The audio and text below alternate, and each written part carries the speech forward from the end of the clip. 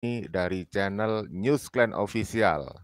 Saudara-saudaraku, pada pagi hari ini kita akan informasikan kritik pedes ya dari Mbak Naswa Shihab. Kita tahu memang kita juga sering menyaksikan di berbagai platform media sosial, kritikan banyak berdatangan dari berbagai kalangan terhadap Onul Habib yang kita tahu doktrinnya seolah-olah mereka itu adalah pemegang kunci surga. Seolah-olah mereka itu maklar surga. Nah, ini ada kritikan yang konstruktif yang perlu kita sampaikan kepada kalian.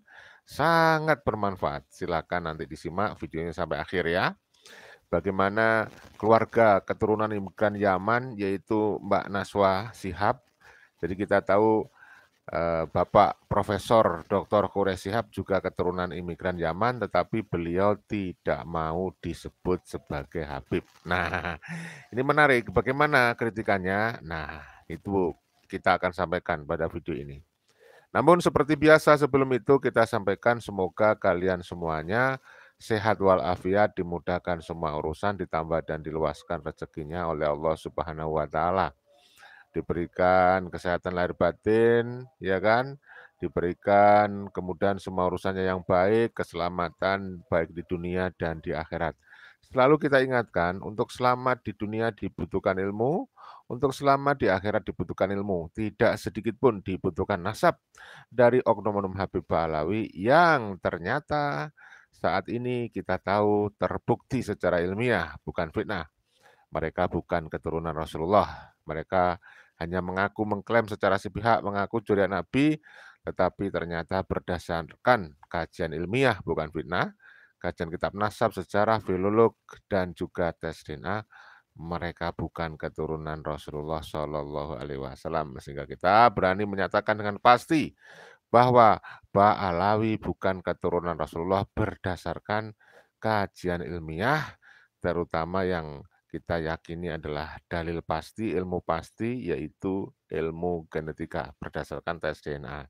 Itu ya, saudaraku. Nah, langsung saja kita sampaikan videonya berikut ini ya. Oh ya, saya juga ingatkan, mohon dibantu untuk kebertahanan channel kita.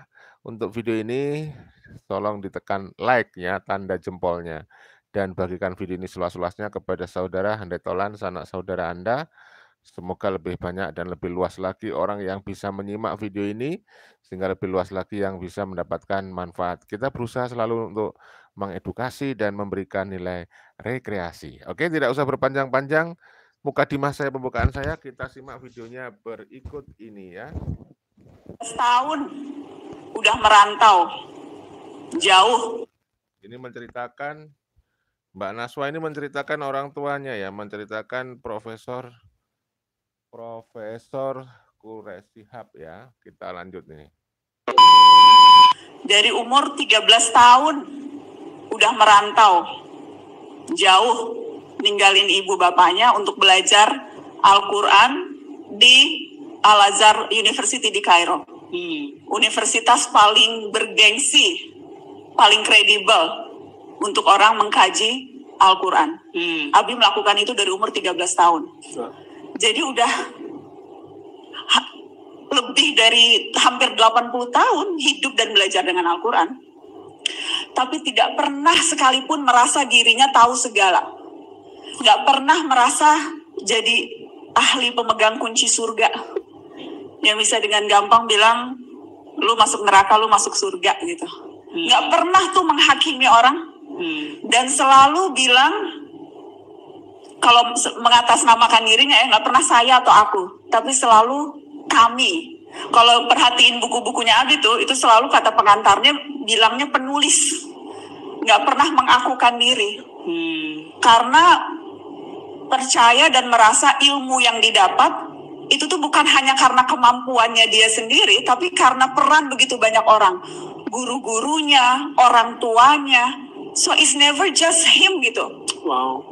Jadi nggak pernah bilang saya, aku itu nggak pernah. Wow. Selalu kami, selalu pihak ketiga penulis. Wow. Waktu Abi ulang tahun ke-70 kita menulisin biografi, itu ngebujukinya hampir setahun kali. Nggak mau ditulisin biografi kisah hidupnya. Sampai sekarang nggak mau dicium tangannya, kecuali sama anak dan cucunya. Nggak mau dipanggil Habib di tengah situasi yang sekarang lagi inflasi Habib. Kayaknya bagian ini viral nanti. Biarin aja.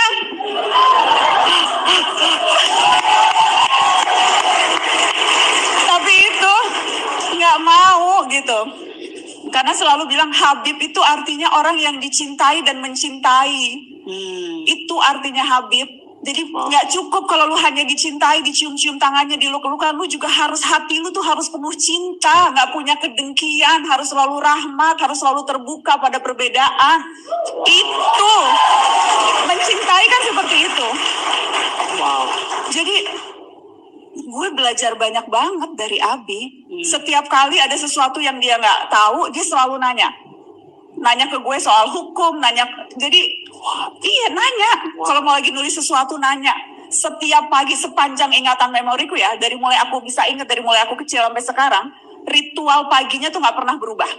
Bangun pagi, sholat subuh, duduk di meja kerjanya, ada teh Lipton di samping kanannya yang diseduhnya sendiri, pakai sarung dan selalu either nulis, either baca, either ngetik.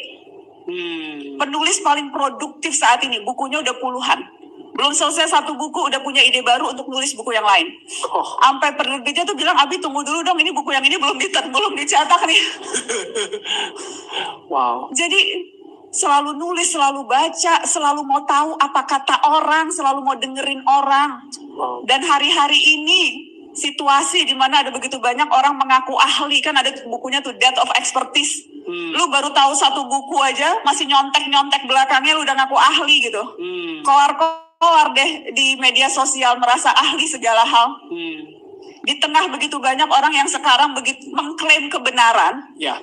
Abi itu contoh buat gue yang luar biasa. Karena dia tahu banyak sekali hal, tapi nggak pernah mengkerdilkan orang lain. Tahu kan? Dan itu tuh jadi panutanku tuh itu. Ya. Panutanku tuh Abi Quraisy, panjang umur, sehat selalu ya Allah. Aku tuh selalu tuh selalu deg-degan banget setiap kali bicara Abi, karena aku ngelihat Abi makin tua, 80. Dan makin, aku inget tuh aku kemarin ngobrol, kayaknya nggak akan pernah siap deh. Kita nggak pernah siap melihat orang tua kita tua ya. Aku tuh tinggal di rumahku tuh bener-bener di belakang rumah Abi. Jadi aku tuh setiap hari jalan kaki gitu ke rumah Abi, setiap hari ketemu. Tapi setiap hari terus ngelihat, oh kayaknya Abi makin tua dan aku makin deg-degan. Ya Allah, aku takut banget Abi meninggal. That's my biggest fear kalau Abi meninggal gimana? Ya itu terus-menerus yang sampai sekarang aku lakukan tuh belajar tawakal, belajar. Artinya betul. Tawakal itu kata Abi itu dari kata wakilu dan yakilu, mewakilkan. Diwakilkan. Jadi kalau kita tawakal itu kita menyerahkan urusan kita, minta diwakilkan kepada Tuhan. Tapi kata Abi bedanya kalau minta perwakilan manusia sama perwakilan Tuhan. Perwakilan manusia tuh kita biasanya ya udah terserah lu deh, wakilnya lu melakukan apapun gitu. Udah gua wakilin, you do what you have to do gitu. Tapi kalau kita minta urusan kita diwakili oleh Tuhan, it doesn't work. Terserah Tuhan. Maksudnya we have to put the effort juga. Harus ada effortnya. And then to some extent kita serahkan ke Tuhan biar Tuhan yang mewakili urusan-urusan kita. Jadi that's what I'm trying to do gitu maksudnya. Tapi kalau untuk bisa sampai ada di tahap itu harus bisa berdamai dulu dengan Tuhan kan. Pernah nggak sih Mbak Nana kayak marah sama Tuhan dan bagaimana akhirnya, kalau misalnya pernah, bagaimana akhirnya bisa berdamai dengan Tuhan? Abi selalu ngulang-ngulang ini dari dulu. Sebetulnya, dan Abi juga bilang, kita tuh seringkali berprasangka buruk pada Tuhan. Dan itu dosa pertama manusia, katanya dosa pertama Adam tuh, sehingga kemudian akhirnya ia turun ke bumi, itu karena dia berprasangka buruk pada Tuhan. Padahal Tuhan itu maha baik, maha mencintai umatnya, dan selalu mau menerima cinta umatnya. Jadi prasangka baik sama Tuhan gitu. Jadi ketika ada sesuatu yang rasanya nggak sesuai keinginan kita, kalau kita suuzon nih berprasangka buruk sama Tuhan, kita selalu merasa memang ini karena kita berdosa, kita dihukum. Karena mungkin kebanyakan nonton film sinetron yang azab dalam kubur itu loh, tahu kan? Gue suka prihatin banget tuh. Karena di situ tuh digambarkan Tuhan tuh jahat banget kalau manusia berdosa, kubur lu akan diobrak-abrik, akan ada petir akan terbuat gitu ya kan. Bangun lagi. Jadi nih pola pikir kita tuh seolah-olah Tuhan tuh jahat. Ya. Padahal Tuhan tuh ya. Subhanallah, luar biasa ya. Itu adalah cuplikan video dari Mbak Naswa yang sudah mengungkap bagaimana sebenarnya seharusnya manusia itu tidak mengkerdilkan orang lain. Ya, kita bisa berdiri sama tinggi, kita bisa berdiri sama tinggi, kita sama-sama mulia. Ya, jangan sampai kemudian kita itu ingin mulia lalu merendahkan orang lain. Nah, ini menarik ya. Nah, kalau kita ingat memang ya dari Oknum Habib Ba'alawi itu malah pengen dimuliakan tetapi dia merendahkan orang lain. Itu akhirnya berefek kepada mereka sendiri. Akhirnya orang lain tidak malah memuliakan, dia malah merendahkan. Kita tahu bagaimana ada Oknum Habib yang bilang bahwa Oknum Habib Bahlul sekalipun ya lebih mulia. Lah dia kan memuliakan diri. Lalu merendahkan, mengkerdilkan orang lain daripada 70 kiai alim. Bahkan yang namanya Habib Bakir Assegaf itu menyebut enggak 70, 700. Nah, ini karena dia itu sok-sokan, sombong seperti itu, akhirnya bukan malah dimuliakan oleh orang, tapi malah direndahin. Banyak yang merostingnya, ya kan? Karena apa? Ya seharusnya kita itu saling menghargai, ya. Kita tahu Mbak Naswa ini juga telah membongkar keaslian Habib Ba'alawi dengan tes DNA. Ya kan? Kalian juga sudah viral. Ini udah tahu lah videonya, viral lah. Artinya apa? Ternyata ya genetika Arab Mbak Naswa Shihab pun ya kalian tahu sendirilah. Kurang lebih berapa persen itu, pokoknya sekitar 3-an atau berapa itu kalian yang lebih apal. Artinya apa saudaraku? Artinya para oknum Habib Ba'alawi yang mengaku-ngaku sebagai keturunan Rasulullah benar-benar terbukti mereka bukanlah keturunan Rasulullah. Ya kan? Ini menarik, kita baca-baca komentar-komentar dari video ini ya. Ini untuk edukasi, sekali lagi tidak bermaksud merendahkan siapapun, tetapi ini adalah untuk edukasi. Untuk mencerdaskan kehidupan bangsa dan negara, saya pikir bagus juga kan? Ini bagus sekali nih ya, untuk mengingatkan. Kita lihat ini ya. Keturunan Yaman yang paling berilmu itulah Abah Quraisy Shihab dan tidak haus puja dan pujian. Nah ya kan, luar biasa. Ini komentarnya positif juga akhirnya dari para netizen. Tafsir Al-Misbah yang paling hebat, beliau jauh berbeda dari komplotan Ba'alawi lainnya. Artinya apa? Artinya keluarga Profesor Dr. Quraisy Shihab yang tidak mengagungkan dirinya, bahkan disebut Habib, beliau pun tidak mau, orang malah memuliakan. Kenapa? Beliau menghargai orang lain. Tapi dari Ba'alawi yang lain, misalnya, mohon maaf ya, saya sebut misalnya yang namanya Rizik Shihab, kalian tahu sendiri. Orang sekelas pemimpin nasional, Pak Jokowi, itu dihina-hina. Gus Dur dihina-hina, ya kan? Kalian tahu itu beliau adalah pemimpin nasional. Apa yang dia dapat? Buah apa yang dia petik? Bukan puja-puji, malah dia kehilangan ya banyak sekali penghargaan dari masyarakat, ya kan?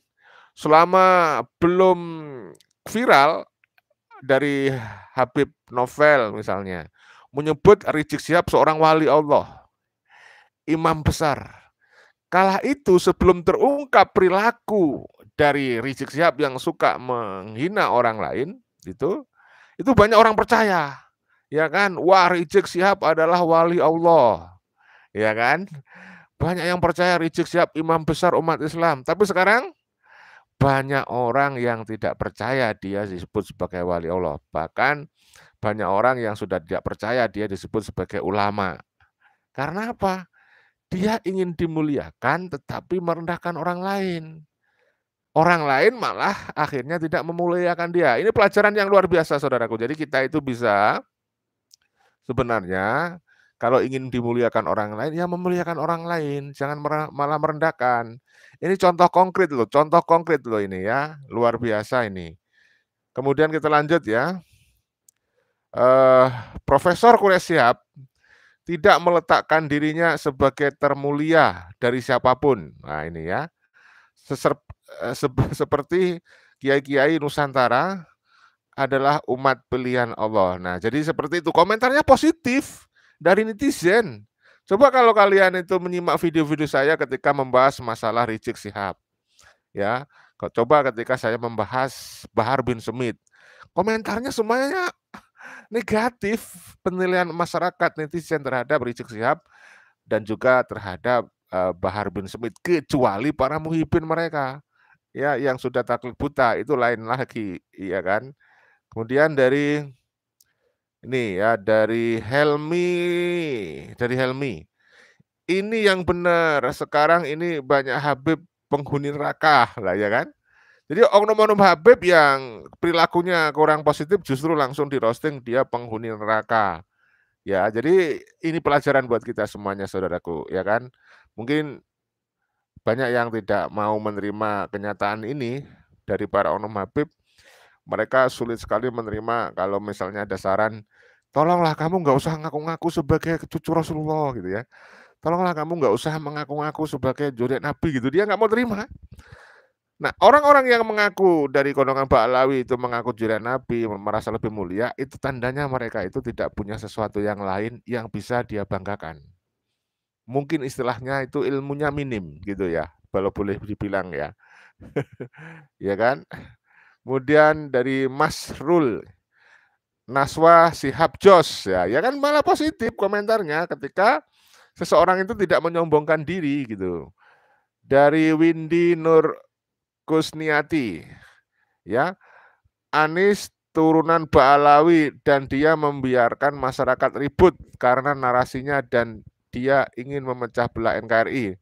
Semoga pemerintah tegas dengan para kaum Yaman pendatang ini. Nah, ya kan benar juga komentar dari netizen.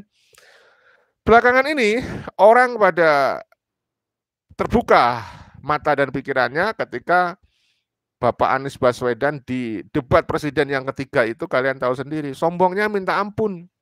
Sombong dan kemudian merendahkan Pak Prabowo, indikator merendahkan itu dengan Anies memberikan nilai 11/100.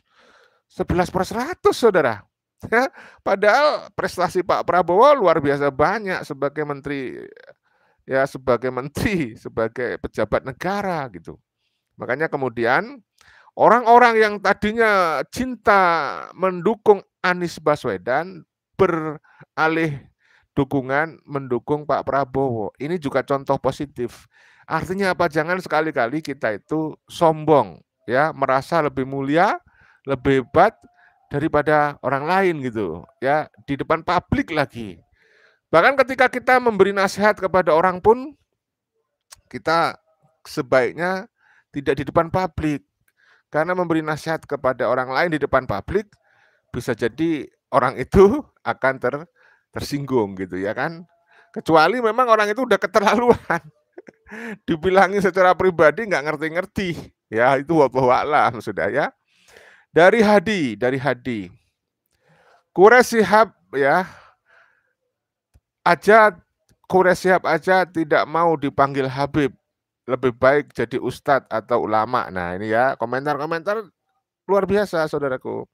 Dari Abu Hanif, kelompok Robito Alawiyah, mungkin saya kira RA itu Robito Alawiyah ya. Kelompok RA sisa-sisa penjajah Belanda dengan dalih agama.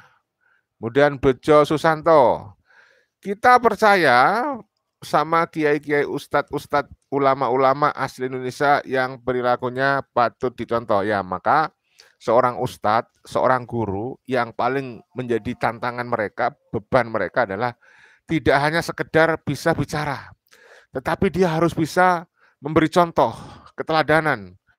Budaya paternalistik di Nusantara kalau menurut ilmu sosiologi itu mengharapkan memang setiap orang yang dianggap sebagai ustadz, pemimpin ya, guru itu juga memberikan keteladanan, ya kan? Karena budaya kita adalah budaya paternalistik, ya. Jadi itu yang harus dipahami. Jadi kalau ada ustadz hanya bisa ngoceh, tetapi nggak bisa ngelakoni, itu disebut dengan jarkoni, ya. Iso ngajar nggak iso ngelakoni. Maka sebaiknya kita bersaran kepada siapapun, ya, ustadz, ya, selain bisa berteori, bertutur, berkata, berceramah, tapi juga bisa melakukan dalam kehidupan sehari-hari. Jadi melaksanakan apa yang dibicarakan, membicarakan apa yang dia telah laksanakan. Sebaiknya begitu, ya. Kemudian dari Ahmad Munib, ya, singkirkan Habib juga. Maksudnya begitu mungkin, ya. Harus melalui Habib. Wah, baru bisa detail alur sejarahnya. Ya. Harus. Kemudian bajak sayur. Nggak tahu itu Pak tadi maksudnya gimana tuh. Mungkin ketikanya kurang lengkap. Dari bajak sayur, Magelang nyimak. Terima kasih dari Magelang, bajak sayur, ya. Quraisyab memang sangat mulia. Terima kasih lah, ya kan. Ini ya karena tidak sombong malah dianggap mulia nih oleh kalian nih. Ayam Cipagalu, ya, terima kasih. Ayam Cipagalu. Dari ayam Cipagalu ini apa? Mas yang di bawah gelisah, Mas. Segera ini masalah selesai, ada kepastian hukum, semoga amin. Ya, kita doain, ya. Sakroni, berantas tuntas pemberontak dengan pemalsuan makam, keluarga keraton dan pahlawan, nasab, sejarah, dan agama Islam. Ya, saya setuju sekali. Memang ternyata kebiasaan mereka, mungkin memang karena turun-temurun, ya, ada darahnya Habib Ali Sakron, ya, dari para Ba'alawi ini, ya, suka mencangkok-cangkokkan sesuatu yang bukan haknya supaya mereka dianggap mulia. Ingat ketika Habib Ali Sakron yang menulis kitab Al-Burqa itu mencangkokkan nasab Ubaidillah kepada Ahmad bin Isa Al-Abah. Itu kita duga tujuannya agar dimuliakan mereka itu. Habib Ali Sakron ingin mengamankan para keturunannya supaya menjadi orang yang dimuliakan umat, sehingga diaku sebagai keturunan Rasulullah. Nah sekarang perilaku Habib Ali Sakron ini diterima dan dilaksanakan, kemudian dapat kritikan. Apa? Mencangkokkan nasab Ba'alawi kepada keturunannya Kesultanan Mataram Islam, yaitu Sumodingrirat. Masa Sumodingrirat dipindah-yahkan? Itu kan berarti mereka memang ingin mencangkok-cangkokkan begitu, memalsukan supaya mereka dianggap sebagai orang yang mulia. Memang saudaraku, ketika seseorang itu dianggap sebagai keturunan Rasulullah, juriat Nabi, seolah-olah mereka memiliki otoritas keagamaan. Dianggap paling benar, paling mulia, omongannya dianggap tidak pernah salah. Ya kan? Akhirnya dia percaya diri. Percaya diri, membuat cerita-cerita palsu, cerita-cerita halu yang seolah-olah benar dan dipercaya oleh para muhibbinnya itu benar, padahal itu dusta. Misalnya tentang sejarah nasional. Wah, ya kan? Karena dia percaya diri, orang paling benar keturunan Nabi, padahal itu ceritanya halu. Seolah-olah dia itu benar menceritakan tentang sejarah nasional, ternyata salah, ya.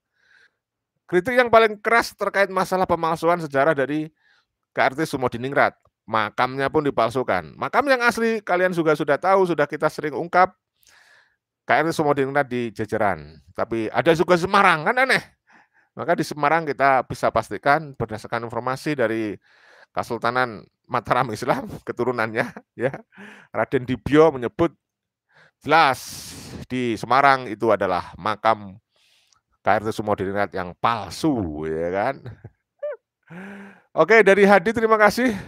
Tapi saya tidak setuju kelompok Ba'alawi terhadap Quraisy Shihab, karena Quraisy Shihab juga tak berani menasihati Habib-habib yang arogan. Nah ya, untuk konteks ini benar.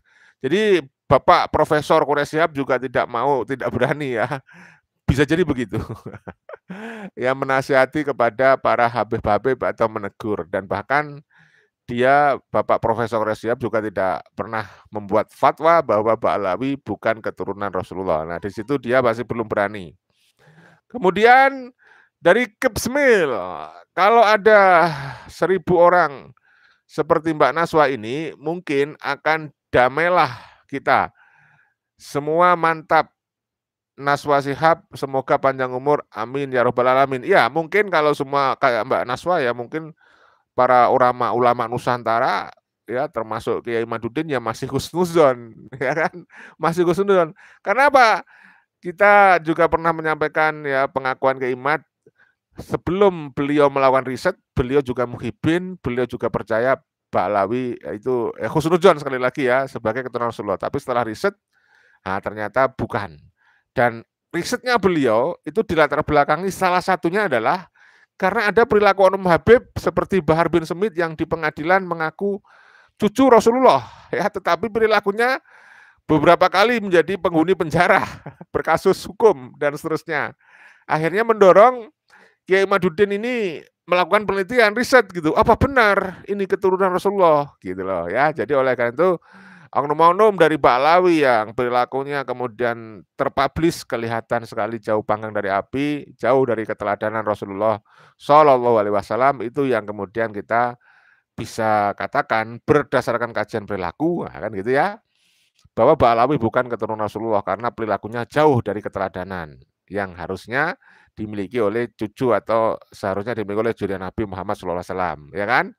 Oleh karena itu banyak sekali yang berpendapat ya ada oknum-oknum Ba'alawi bisa jadi ya, bisa jadi kalau mereka tes DNA karena mungkin ada yang pernah menikah dari para leluhur mereka dengan para Sayyid Syarif, bisa jadi dia punya genetika dari Rasulullah, bisa jadi. Sekali lagi semuanya perlu dikonfirmasi. Dengan apa? Ilmu pasti sekarang yaitu tes DNA. Sudah, nggak usah lagi kita buang-buang waktu untuk berdebat ya terkait kitab sejaman lah dan sebagainya, karena itu hanya retorika ya, diskursus yang nggak akan pernah ada kesudahannya.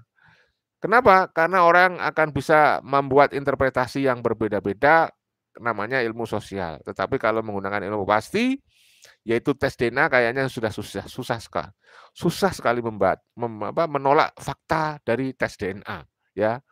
Kemudian dari Bang Hadi, mungkin kelompok Ba'alawi sudah terorganisir sehingga satu sama lain saling menutupi. Iya, saya setuju.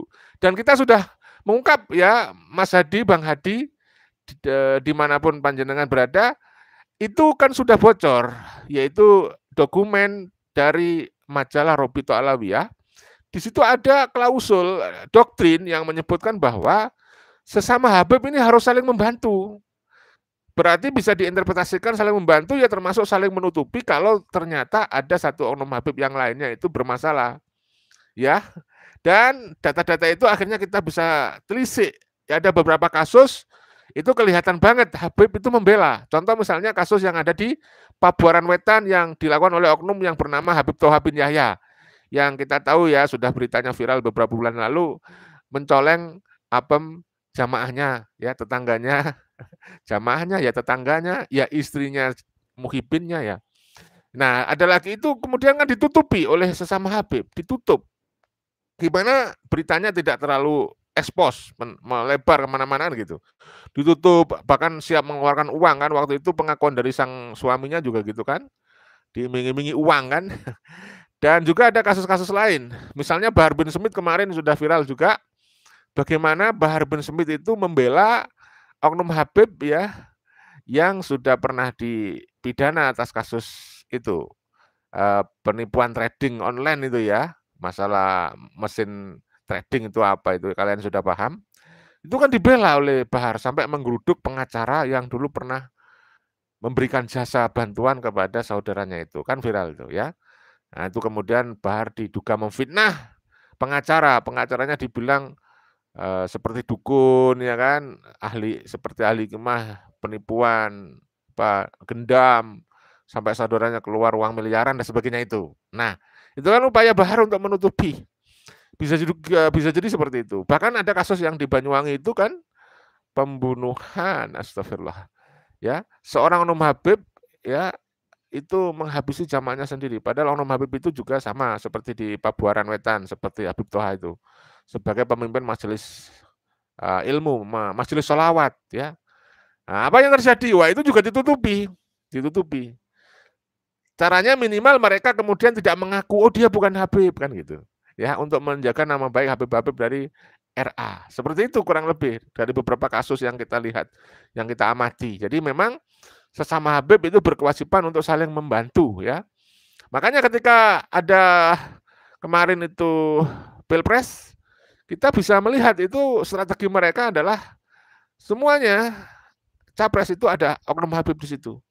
Karena makanya ketika kita tahu siapapun pemenangnya, bagi Habib itu adalah pemenang. Karena sebenarnya itu strategi kebertahanan mereka. Di semua calon itu ada. Itu diharapkan di situ yang nanti berkuasa bisa membantu oknum Habib yang lainnya, saling melindungi, begitu ya kita duga, dan itu biasa.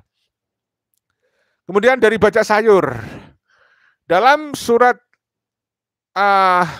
Alawiyah telah disebutkan ya golongan terdahulu ya kan, golongan kanan kiri, salah satunya golongan kanan tidak menyebutkan didominasi zuriat Nabi, apalagi habaib. Berarti kita semua sama di hadapan Robnya ya. Kemudian dari Inawati Raharjo ya, ketawaduan dan rendah diri, rendah hati kalau saya kira ya, dari kiai-kiai ulama Nusantara yang sederhana adalah simbol keteladanan yang jujur dan cerminan dari Nabi kita Rasulullah SAW. Tidak seperti imigran Yaman, Balawi yang sombong, ya kan? Ya, Sidoarjo. Terima kasih dari Sidoarjo, ya kan? Inawati Raharjo kalau saya tidak salah baca. Ahmad Rifai, Habib memang gurita di Indonesia, sudah menggurita di mana-mana. Ini bahkan saudara kita itu ada yang menyebut, saudara saya, teman saya itu, wah, ini nanti kita bisa dikuasai dari makam-makam dulu. Orang mati dari orang Ba'alawi bisa menguasai Nusantara. Kenapa? Karena makamnya dia di mana-mana. Buat makam-makam palsu, di situ makamnya di branding sebagai aulia, sebagai wali Allah, lalu di branding itu bisa memberikan rahmat, syafaat dan sebagainya. Akhirnya bahkan ada yang menganggap itu bisa memberikan kekayaan. Dengan bersedekah di makam Habib, ya ada yang bilang tuh, nanti hartanya bisa berlipat ganda. Infak sedekah di makam Habib bisa berlipat-lipat duitnya. Akhirnya banyak orang, muhibin ya terutama ya. Padahal makam palsu dipercaya makamnya Habib, akhirnya banyak yang berbondong-bondong ziarah di situ, ngasih apa ya, sumbangan, infak sedekah, donasi di kotak-kotak amal yang sudah disediakan di sana. Oke, saudaraku, saya kira itu yang bisa kita sampaikan pada pagi hari ini. Mudah-mudahan ada manfaatnya. Ya, kita jaga persatuan dan kesatuan. Kita tidak bermaksud merendahkan siapapun. Ini adalah edukasi untuk mencerdaskan umat. Jangan sampai ada orang-orang yang merasa lebih mulia di antara yang lainnya. Begitu kita perjuangkan Pancasila, kesetaraan.